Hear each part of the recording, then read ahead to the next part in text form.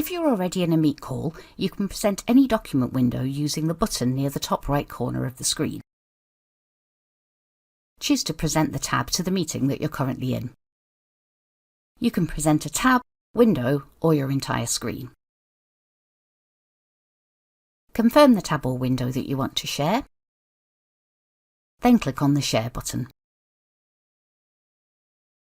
If you go back to the Meet call, you'll see your shared screen. Click on Stop to stop sharing at any time. If you're not currently in a meeting, you can still share your document by joining a scheduled meeting or entering a Meet code. Again, confirm the tab or window that you want to share, then click on the Share button. You can click on the Present button to stop sharing too.